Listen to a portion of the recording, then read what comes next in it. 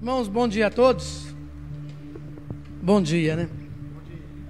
Que bom que nós estamos aqui na casa do Senhor. Só lembrando, né? A irmã Eliane, ela vai começar o estudo Ídolos do Nosso Coração domingo que vem, não, no outro domingo, né? Que ela está em São Paulo, por isso que hoje eu estou aqui. E lembrando também, irmãos, da nossa campanha, né? Você que está nos assistindo em casa, você que está aqui conosco, nós queremos mandar 100 Bíblias para Moçambique. Não sabemos como, né? Mas Deus vai dar uma solução para nós. Só o frete ficou mais caro do que as Bíblias. E o frete para mandar essas Bíblias para Moçambique ficou em R$ 1.860, se não me falha a memória. Então nós não sabemos como vamos fazer, mas Deus vai nos dar a direção. E também as fronteiras lá estão fechadas ainda, né? Parece que iam abrir essa semana também. Mas Deus vai nos dar a graça. Amém? Está no propósito de Deus de chegar essa palavra de Deus ali, nós mandaremos. Irmãos, é interessante que a gente, nesse momento que a gente está passando, que a gente está vivendo, tudo leva a crer que Jesus está voltando. E eu queria pensar, eu comecei essa mensagem no domingo, nós vamos dar continuidade a ela, sobre a volta de Cristo. Queria que você fechasse seus olhos, agradecesse a Deus, né? Que Deus preparou esse domingo para você. Eu queria mostrar também, de acordo com meu pequeno conhecimento, né? Que a gente não sabe nada, né? A única coisa que a gente sabe é que a gente não sabe nada mesmo. Que Jesus está voltando. Feche seus olhos, agradeça a Deus porque você está aqui. Que bom que você está aqui. Nós estamos aqui, você está nos assistindo também, está aqui conosco. Vamos orar para que Deus nos prepare para esse grande momento da gente encontrar com o Senhor. Vamos orar? Pai, em nome de Jesus, muito obrigado por tudo, obrigado por essa manhã, obrigado pela certeza da nossa salvação, obrigado, Deus, pela revelação que o Senhor nos tem dado a cada momento de tudo que está acontecendo, porque tudo isso prova e mostra que a palavra do Senhor está se cumprindo. Ó Deus, muito obrigado, Deus, pelos meus irmãos aqui presentes, por aqueles que estão nos assistindo também. E é no nome de Jesus que nós oramos. Amém. Se você é da minha geração, da de 60, né? É interessante que nós sempre ouvíamos dentro dos nossos cultos, principalmente à noite, né? Que a gente chamava, eu não sou a favor disso, culto evangelístico, porque todo culto tem que ser evangelístico. Tanto pela manhã, quanto à noite, na quinta-feira, tudo tem que falar de Jesus. E a gente dava esse nome de culto evangelístico, né? E a mensagem que era pregada nesse culto evangelístico é: Jesus está voltando. Como ladrão da noite, Jesus está voltando. E a gente sempre escutava: Ele voltará quando você menos esperar. Ele vai vir num piscar de olhos, ao soar da trombeta. E o alerta para nós era esse: fique preparado o tempo todo. E é interessante, por toda a minha adolescência, por toda a minha infância também, todo evangelista que vinha pregar na minha igreja que eu cresci, o grito desse pastor era: Jesus está voltando. Você tem que estar esperando a volta do Senhor. E é interessante também, com que tudo que entrou, parece que esse grito se perdeu. Raramente se ouve isso na igreja. Se nós pararmos para pensarmos bem, nós escutamos sermões de autoajuda. E como a gente está escutando isso hoje, né? Sermões de autoajuda, fique firme, isso vai passar. A gente sabe que isso não vai passar. Nós temos consciência disso. Nós temos consciência disso. E confesso para os irmãos, como resultado disso tudo, é triste ver poucos fiéis que parecem desejar a volta do Senhor. Estamos vivendo como nos dias de Noé, bebendo, comendo, fazendo festa, e uma nova mentalidade parece que está surgindo no nosso meio. Jesus não está voltando. Parece que isso perdeu. E as pessoas começam a falar: nós ouvimos tanto disso, parece que isso não está se cumprindo, tudo continua do mesmo jeito, está tudo do mesmo jeito. E a Bíblia previne, a palavra de Deus nos previne sobre essa mentalidade, sobre esse pensamento que está pairando hoje em nosso meio. Preste atenção, por favor, projete 2 Pedro, capítulo 3, versículo 3 e 4. Olha o que Pedro já nos alertava com relação a tudo isso. 2 Pedro, capítulo 3, versículo 3 e versículo 4, vai estar projetado aqui na nossa tela, que nos diz o seguinte: acima de tudo, quero alertá-los de que nos últimos dias surgirão escarnecedores que zombarão da verdade e seguirão seus próprios desejos, dizendo: o que houve com a promessa de que ele voltaria?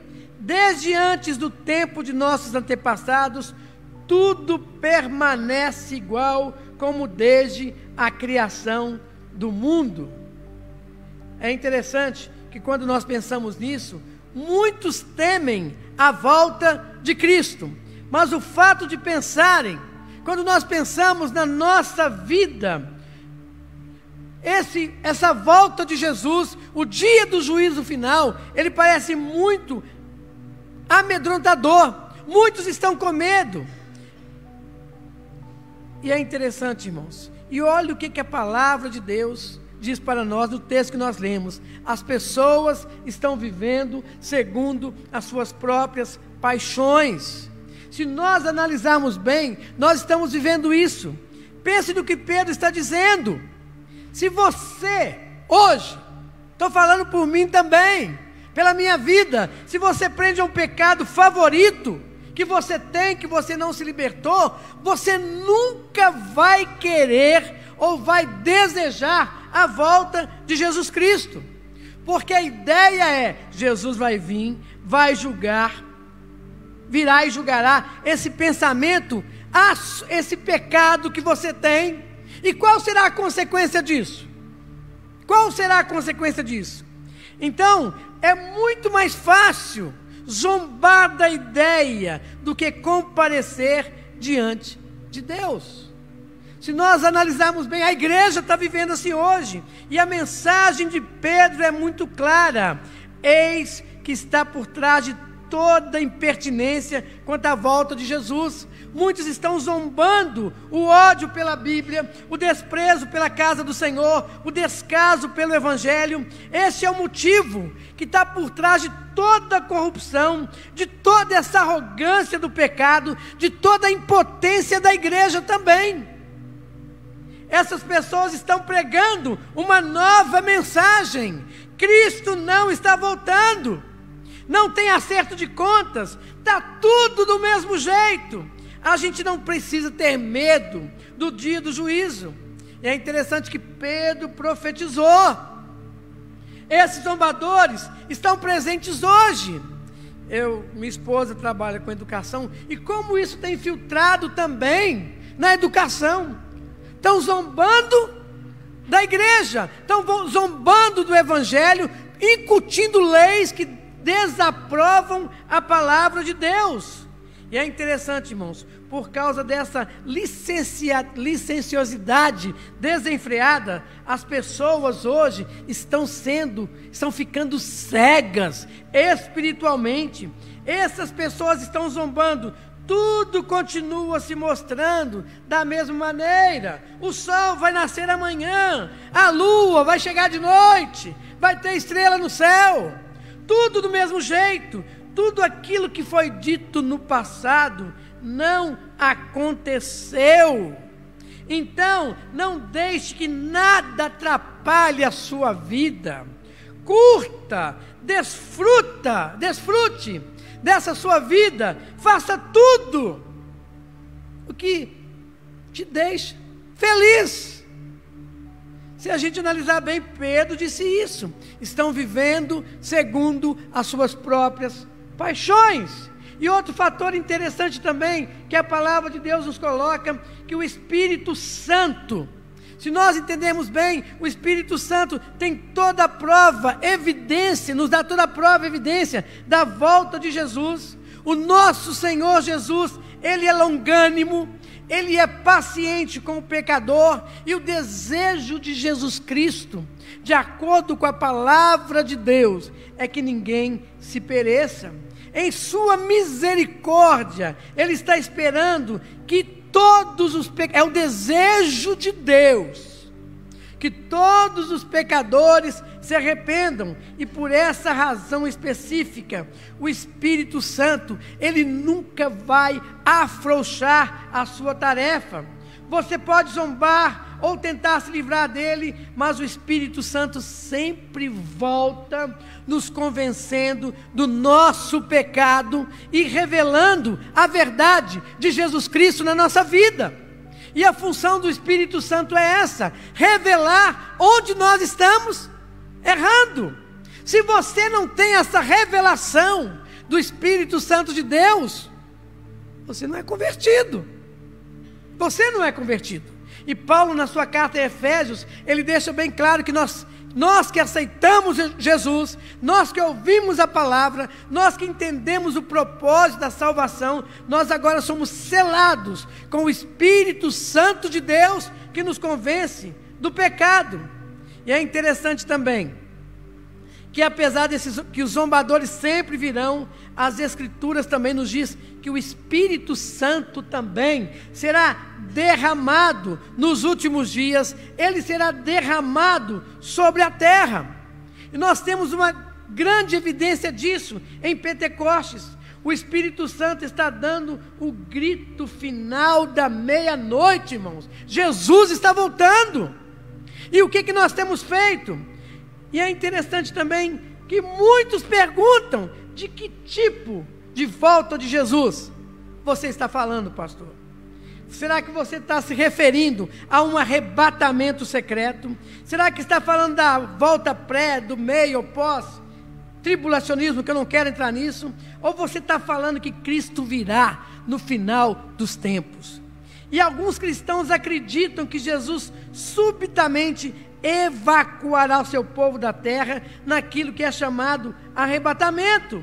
Outros ensinam que Cristo virá na metade de um período. A teologia diz isso, né? Que eu não quero entrar nisso também. Eu quero pensar com você sobre a volta de Jesus, chamada grande tribulação. E uns falam que esse período vai durar 7 anos, marcado por terror e caos de um modo que nunca o mundo já tinha visto.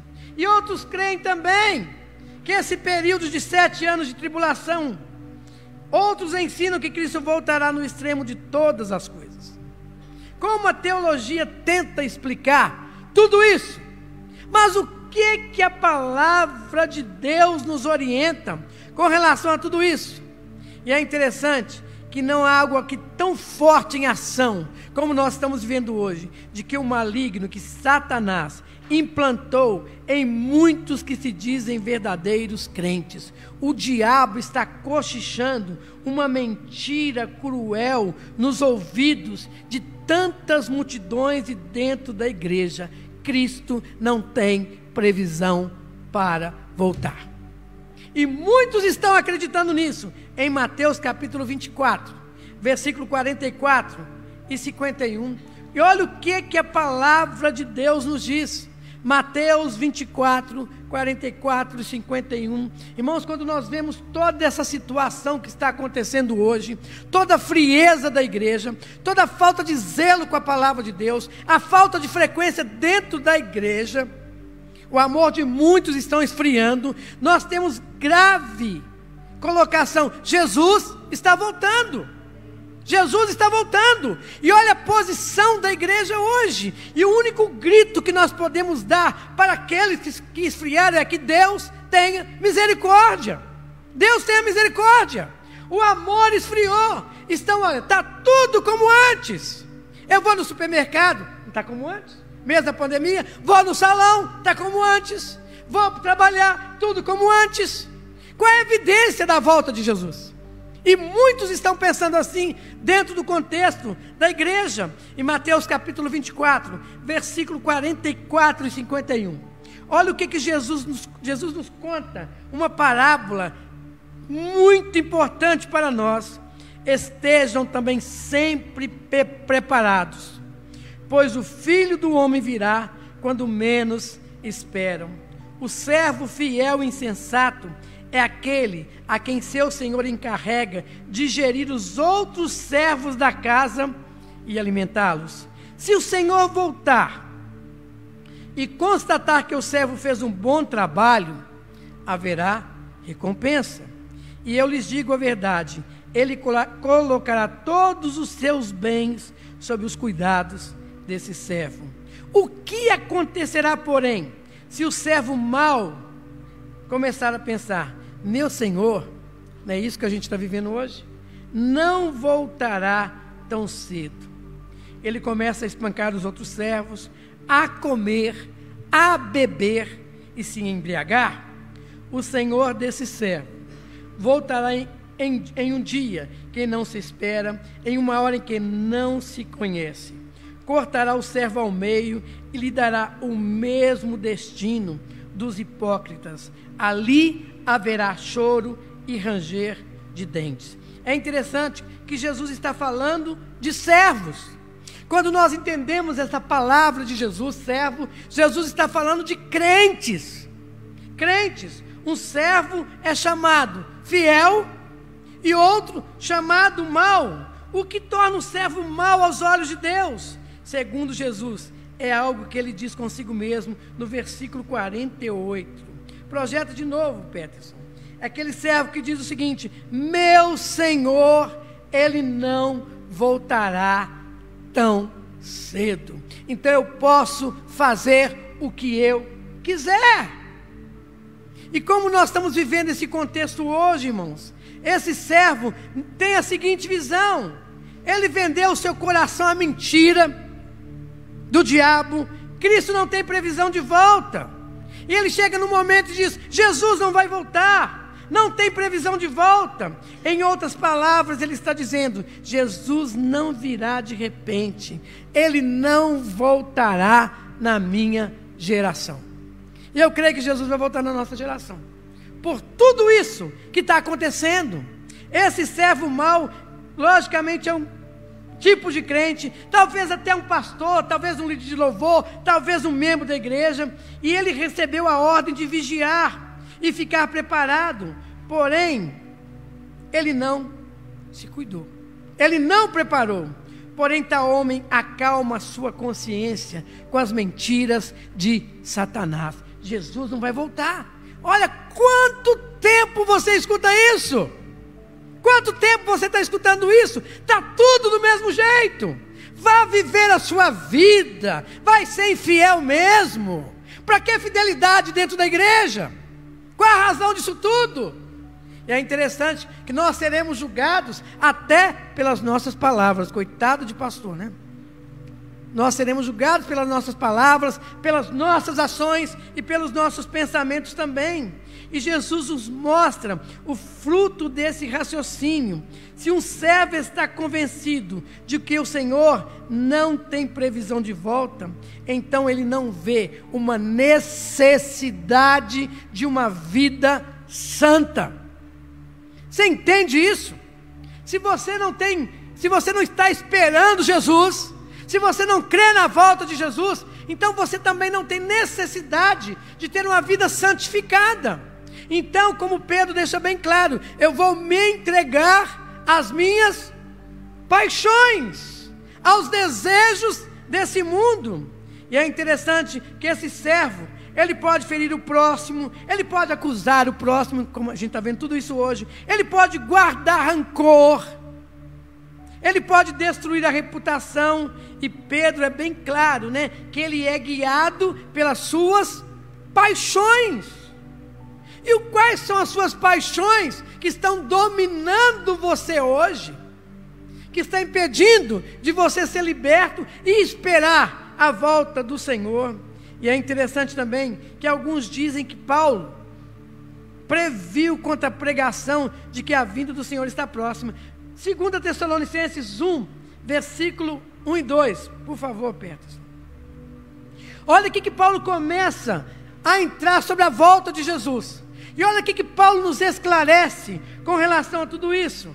2 Tessalonicenses 1 e 2. Agora, irmãos, vamos esclarecer algumas coisas a respeito da vinda do nosso Senhor Jesus Cristo e de nosso encontro com Ele. Não se deixem abalar, nem assustar tão facilmente por aqueles que dizem que o dia do Senhor já começou. Não acreditem neles. Mesmo que afirmem ter recebido uma visão espiritual, uma revelação ou uma carta supostamente enviada por nós. Os escarnecedores referem: veja, alguém na igreja primitiva agitou os crentes com uma mensagem de que Jesus está voltando. Igual nós estamos fazendo hoje. Nós queremos levar os irmãos a crerem que Jesus está voltando. E Paulo lhes disse, olha o que Paulo começa a trabalhar nessa carta. Não se preocupem com isso. Não deixem que isso os incomode ou preocupem. Mas não é isso que o original da palavra de Deus nos diz. O que perturbou a igreja de Tessalonicenses era que Cristo já teria vindo e eles haviam perdido esse acontecimento. E Paulo, no versículo 3 que nós lemos, Paulo deixa bem claro: não se deixe enganar pelo que dizem, pois esse dia não virá até que surja a rebelião. Olha, irmãos, prestem atenção nisso aqui. Prestem atenção nisso aqui. Não se deixem enganar pelo que dizem, pois esse dia, a volta de Jesus, o início disso tudo, não virá até que surja a rebelião e venha o homem da perversidade, aquele que traz ou faz a destruição.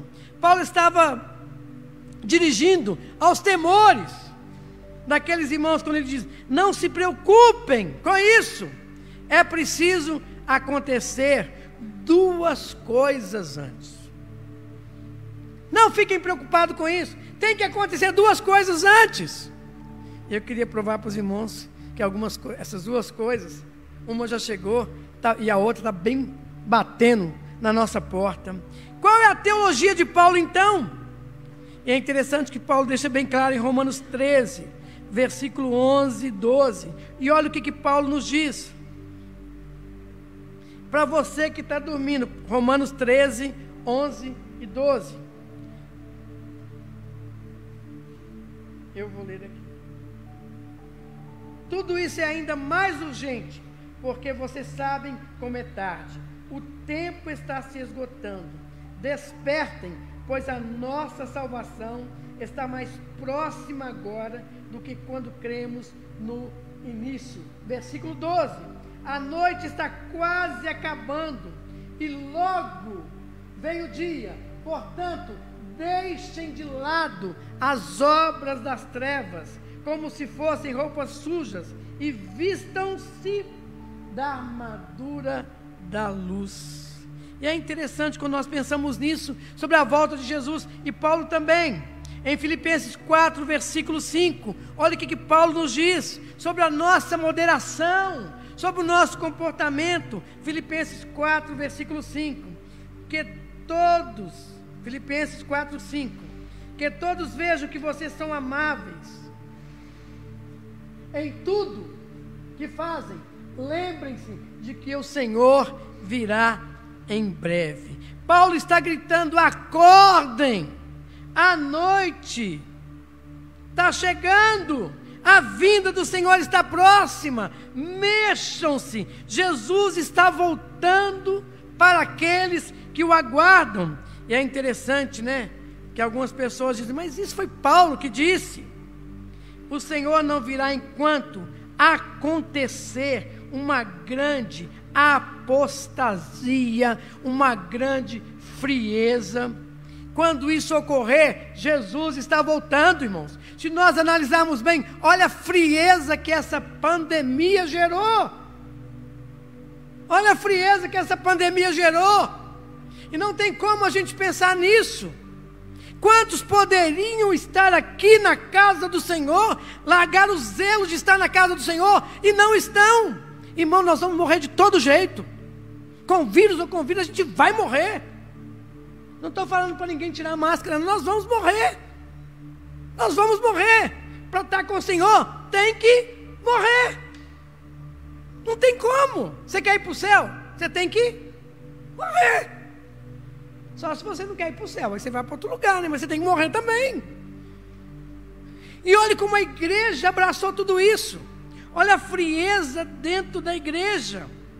Primeiro, se a gente pensar bem, o Senhor Jesus não virá enquanto não acontecer essa grande frieza. Nós não estamos vivendo isso. Nossa geração não está presenciando isso. E o segunda coisa importante aí, a frieza que Paulo coloca sobre a volta de Jesus, nós estamos vivendo. E outro fator interessante também, o anticristo vai ter que se levantar e proclamar que ele é Deus. Se nós analisarmos bem, não quero entrar em coisa política, não quero entrar em nada disso, né? Mas todo o cenário já está se armando com relação a tudo isso. Nós teremos de ver o anticristo sentado no templo, exigindo que as pessoas o adorem antes que Jesus volte. E se analisarmos bem, todo esse cenário já está montado. Primeiro de tudo, alguém precisa estar deliberadamente cego para não ver que uma frieza violenta está agarrando o mundo. Olha que coisa interessante, até nos movimentos pentecostais hoje está essa frieza. Imagina no nosso meio também, nós estamos vivendo isso. A incredulidade está varrendo as nações, crentes caindo por todo lado, irmãos, todo lado. E a apostasia que Paulo se refere claramente já chegou. Quando nós olhamos, eu trabalhei numa missão americana, como eles tinham tanto zelo pela palavra de Deus, por envio de missões, hoje não se vê mais isso. E as palavras de Paulo, é interessante, 2 Tessalonicenses capítulo 2, versículo 7. Olha o que está faltando para chegar para nós aí. 2 Tessalonicenses capítulo 2, versículo 7.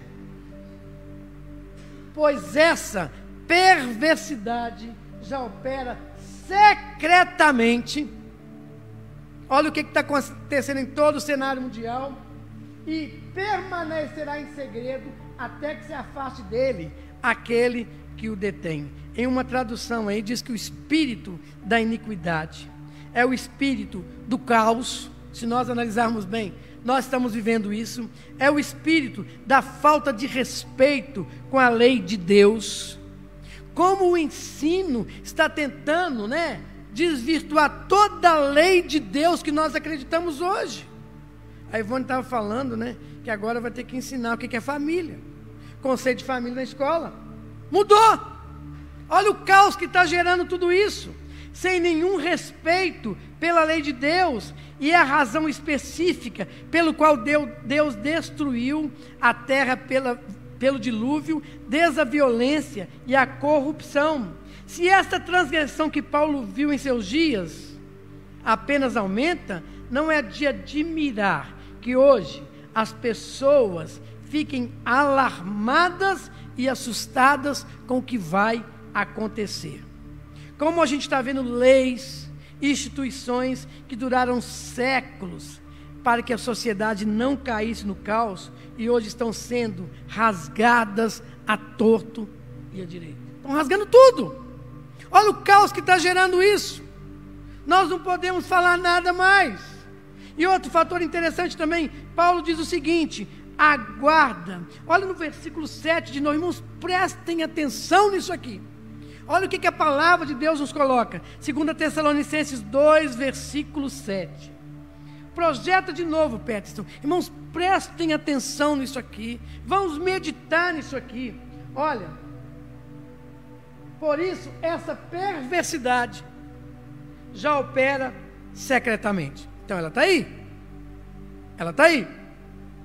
E permanecerá em segredo até que se afaste aquele que a detém. o que Paulo está dizendo? Há um poder de refreamento agindo dentro desse caos, mas este se restringe, esse poder está prestes a ser removido, e o Espírito Santo sempre estará aqui para cumprir a sua missão, mas seu ministério de restrição será afastado. Imagina, irmãos, você consegue imaginar outro poder que possa afastar a corrupção, convencer o homem do pecado, se não for o Espírito Santo de Deus? Você já consegue imaginar isso? Pense no que acontece a uma sociedade quando o Espírito Santo de Deus remove o seu poder de restrição. Todas essas instituições, seja um governo, família, saem totalmente fora do controle. Não dá para imaginar o Brasil sem esse poder do Espírito Santo e essa grande explosão do mal. Eu não gostaria de estar perto, ou estar no Brasil, eu estou aqui, né? Se o Espírito Santo não estivesse em ação. Dá para imaginar isso? Se o Espírito Santo de Deus não estiver em ação, dá para imaginar nossa cidade sem a ação do Espírito Santo? Mas é interessante que Paulo deixa bem claro, há uma transgressão, há um espírito agindo por todo mundo. As forças do anticristo já estão se reunindo, está se revelando em altos níveis, mas a igreja não está vendo isso. Estamos com a falta de zelo com a palavra, com o evangelismo, e nem presente aos cultos nós estamos. Olha a frieza chegando. E Paulo nos diz, em 1 João, capítulo 2, versículo 22, olha o que é esse anticristo. Primeira carta de João 2, 22. E quem é o mentiroso? Senão aquele que nega a Jesus Cristo. Este é o espírito do anticristo, que nega o Pai, o Filho e o Espírito Santo de Deus. Segundo João, o anticristo é qualquer um que negue o Pai e o Filho. E ele aumenta esse anticristo, de que nós estamos vivendo isso. Está tudo evidente para isso. Além disso, virá um homem, na minha visão, né, que irá incorporar tudo isso. Em resumo, nada está detendo a volta de Jesus. A frieza e tudo isso que nós estamos vivendo hoje. Esse espírito que está tudo em secreto, que já foi revelado à igreja, mas a igreja não percebe tudo isso. Leve em conta tudo que isto ocorreu. E eu lhe pergunto, o que acontecerá quando Deus disser, remova o Espírito Santo? 2 Tessalonicenses 2, versículo 7. Remova isso. Olha o caos que isso vai virar. E Paulo nos dá um quadro disso no versículo 7 e 8, 2 Tessalonicenses 7 e 8.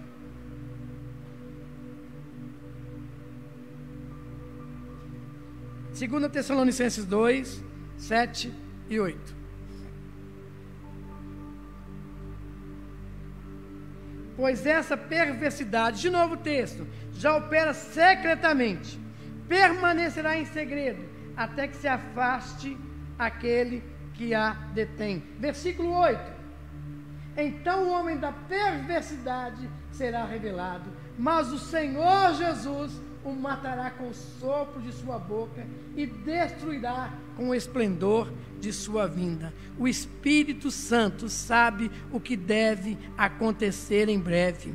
Todo homem vai se entregar às paixões, toda religião forçará seus deuses sobre as outras, tudo que for santo será desprezado, toda lei será quebrada novamente, e a igreja, e olha a igreja de novo, pregará doutrinas corruptas e malditas do inferno. E é isso que nós estamos vendo hoje. Você tem a força dentro de você. Se você não tiver o Espírito Santo de Deus, você não tem força nenhuma. Nós estamos escutando tudo isso. A força do pensamento positivo, que começou em 1978, nos Estados Unidos, com Robert Schuller, se não me falha a memória. Já está vindo tudo isso, e entrando tudo dentro da igreja. E nós estamos vendo tudo isso. E outro fator interessante também, e tudo está ajustado para acontecer nesse momento que nós estamos vivendo. Uma grande frieza sobre a terra. E outro fator interessante também, e como o ego do homem subiu também, nessa pandemia. Como essa frieza, né? Eu posso tudo, subiu dentro do homem. É um tempo muito curto, irmãos. E olha o versículo de número 11, 2 Tessalonicenses 2, versículo 11. E olha o que Paulo nos orienta. Portanto, 2 Tessalonicenses 2, versículo 11. Portanto, Deus fará que sejam enganados e crerão nessas mentiras. Versículo 12. Então serão condenados por ter prazer no mal, em vez de crer na verdade. Se estão vivendo os seus prazeres, como Pedro coloca, eles serão condenados por tudo isso. Que mentira é essa que a gente está vivendo hoje? Trata-se de uma aceitação cega, de que qualquer pessoa que vier em nome de Jesus, fala por Deus. E é interessante que Paulo também nos orientou que muitos falsos mestres se levantarão. 2 Timóteo 3,5, eles vão ter uma forma de piedade, mas entretanto, estão negando todo o poder de Deus, confiando em si mesmos. Nós não estamos vivendo isso. Eu confio em mim, eu fiz isso, eu fiz aquilo. Confiança no homem, confiando em si, a soberba do homem aumentando. Eu posso, eu sei fazer. Irmãos, a gente não sabe nada. E como isso aumentou no ser humano, os que seguem esses enganadores serão atraídos a outro Jesus, a outro evangelho. É outro evangelho que está sendo pregado. E a igreja está calada, a igreja está fria. Isso está entrando dentro da igreja do Senhor. O nosso ego subiu. Nosso ego subiu. Você pode isso, você pode aquilo. E como a cegueira será devastadora, e está sendo, arrastando multidões, inclusive aqueles antes que estavam perto do Senhor. Por que Deus vai parar esse refriador? Olha o versículo, vamos projetar 12 de novo, Peterson. 2 Tessalonicenses 2, versículo 12. Se a gente pensar bem, nós estamos vivendo isso. O Espírito Santo de Deus parece não, com certeza, está se afastando cada vez mais. E a graça de Deus está ficando cada vez mais difícil. Por quê? Então serão condenados por ter prazer no mal, em vez de crer na verdade. Irmãos, nós vivemos tudo isso, nós estamos vivendo tudo isso. Agora mesmo estamos vendo esse refreamento do Espírito Santo sendo removido um pouquinho mais a cada dia. Isso nos leva ao ponto central da mensagem. O anseio do coração de um homem e de uma mulher tem que estar em Cristo Jesus. Apocalipse 22, versículo de número 7. Olha o que a palavra de Deus nos coloca. E é isso que nós temos que crer. Apocalipse 22, versículo 7. Vejam, eu venho em breve. Felizes aqueles que obedecem às palavras da profecia registrada nesse livro. Eis que venho sem demora. Apocalipse 22, versículo 12.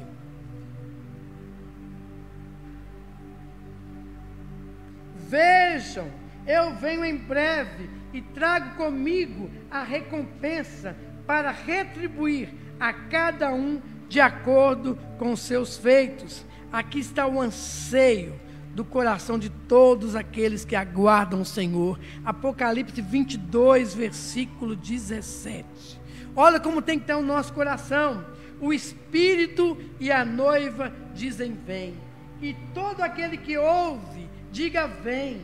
Quem tiver sede, venha. Quem quiser beber da graça, da água, da vida, que venha. Esse tem que ser o nosso desejo. Volta a Jesus. E o que isso está falando para nós hoje? De quem é esse grito? Da igreja, da noiva do Senhor. Todos esses servos nascidos de novo e purificados pelo sangue do Cordeiro. Esse é o grito da igreja do Senhor. Vem, Jesus. Talvez você pode até dizer: eu compreendo que este seja o anseio do coração de crente, mas por que o Espírito Santo também clama para que Jesus venha? É porque esta é a última oração do Espírito Santo, irmãos. Nós estamos vivendo isso, sabendo que a sua obra sobre a terra está quase completa. Jesus está voltando. Jesus está voltando. E essa também é a oração do Espírito Santo de Deus. Vai ser minha última oração. Jesus está voltando. E ele tem consciência disso. Como Paulo e Pedro, a quem Deus comunicou que seu tempo sobre a terra está curto, o Espírito Santo igualmente clama: vem Jesus, volta Senhor. Então, onde ouvimos hoje esse clamor do Espírito Santo? Ele vem através daqueles que estão assentados com Cristo nos lugares celestiais. O Espírito Santo clama através deles: apressa-te, Senhor. Nós não estamos aguentando. Irmãos, quem falar que está aguentando viver hoje nesse mundo é um grande mentiroso. Olha a situação que nós estamos vivendo: medo, caos, vai se levantar tanta coisa, tanto poder do mal, tudo já pronto secretamente, e a Bíblia nos orienta tudo isso. Está tudo armado. Para que ficar aqui? Qual a razão disso tudo? E eu quero lhe perguntar nessa noite, nessa manhã, né? Quando foi que você orou: Jesus, venha rápido, venha breve? Qual foi a última vez que você orou nesse sentido? Ou você não orou também, né? Eu ainda estou nas minhas paixões desse mundo. Pessoalmente, eu não me lembro, eu confesso, de fazer isso há muito tempo na minha vida. O fato é que eu nunca achei que poderia apressar a volta de Cristo, permitindo que o Espírito Santo de Deus também fizesse essa oração dentro de mim, porque eu não sei como orar. Se eu não sei como orar, o Espírito Santo de Deus também intercede por mim. Volta Jesus, olha a vida dele. Mas Pedro nos dá uma prova dessa incrível verdade. 2 Pedro 3, versículo 12. 2 Pedro 3, versículo 12. E olha como tem que ser a nossa vida: esperando o dia de Deus e já antecipando sua vinda. Nesse dia, ele incendiará os céus e os elementos se derreterão em chamas. Essa palavra apressando a vinda do Senhor, né, no original, lá no grego que a gente estuda, diz o seguinte: eu posso acelerar, acelerando a volta do Senhor. Pedro diz que nossas orações tem que ser uma grande expectativa: a volta, Jesus. Nós queremos que o Senhor adiante essa volta. Sabemos que tem um dia do Senhor voltar, mas nós não estamos mais aguentando. Só um ponto está detendo esse glorioso evento. E é interessante que Pedro também nos declara tudo isso. 2 Pedro 3, 9. 2 Pedro 3, versículo 9.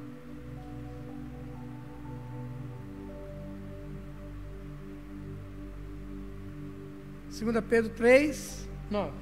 Na verdade, o Senhor não demorou em cumprir a sua promessa, como pensam alguns. Pelo contrário, essa turma que pensa que Jesus não vai voltar, olha o que Pedro nos coloca: ele é paciente por causa de vocês. Se Jesus não voltou ainda, por causa da sua misericórdia, ele é paciente por causa de vocês.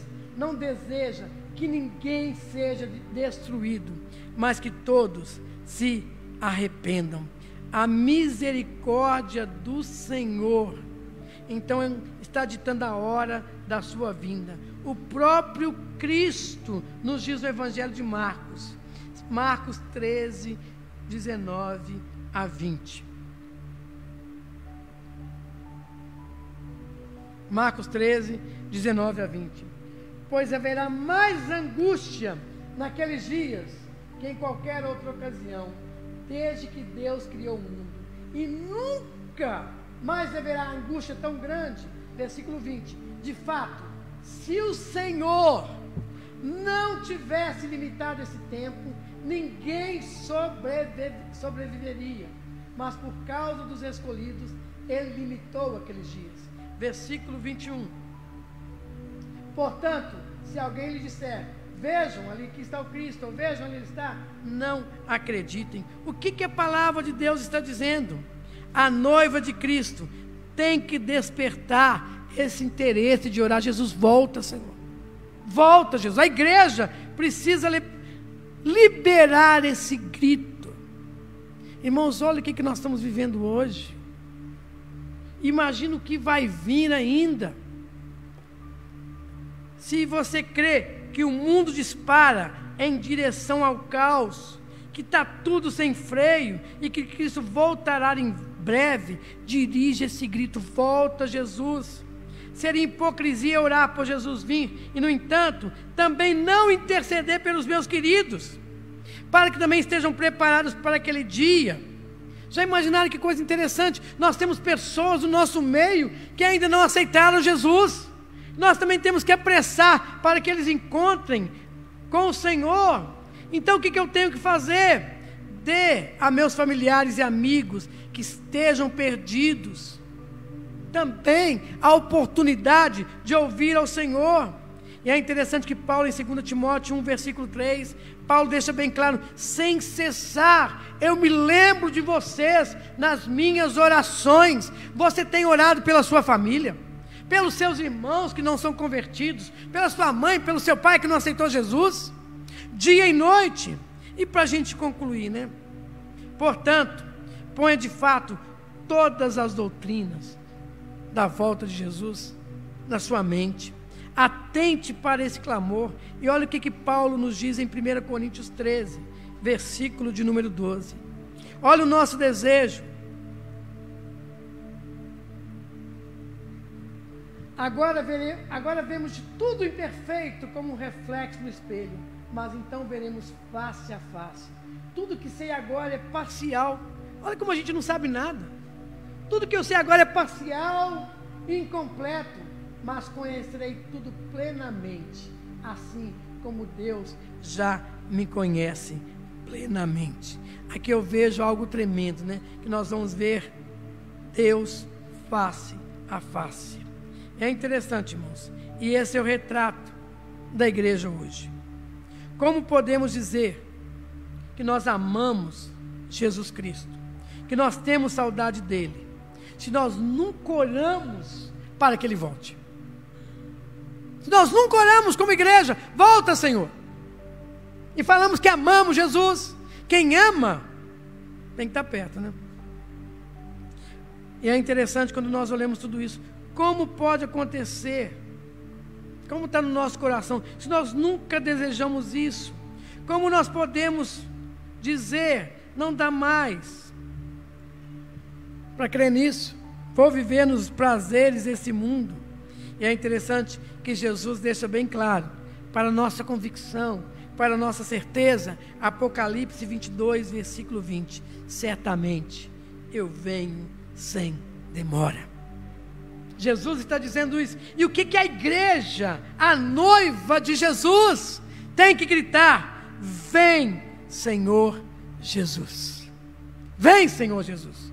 Porque nós não estamos mais aguentando esse mundo. Olha o que nós estamos vivendo. E olha o que nos espera também. Se eu coloco a minha esperança nesse mundo, nas riquezas desse mundo, no meu dinheiro, naquilo que eu tenho, naquilo que eu sou, Paulo deixa bem claro, eu sou um dos mais miseráveis seres humanos. Que a nossa esperança tem que estar no Senhor. A nossa esperança tem que estar na volta de Jesus. E Paulo também deixa isso bem claro, que nós não sabemos nada. Nós só vamos saber alguma coisa quando nós encontrarmos com o Senhor. E que você conserve aquilo que você tem. Breve Jesus voltará.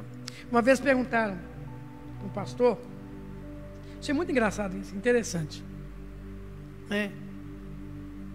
Ele perguntou para uma senhora: você já leu a Bíblia toda? E essa senhora disse: olha, pastor, eu não sei ler não, mas a única coisa que eu guardo na minha mente é ser fiel até a morte e dar-te a coroa da vida, Apocalipse 2, versículo 8 e João 3, 16. Porque Deus ama o mundo. Só sei isso, só prego se alguém, quando eu vou falar do evangelho para alguém, eu falo João 3,16 e Apocalipse 2, versículo 8. Aí o pastor pensou,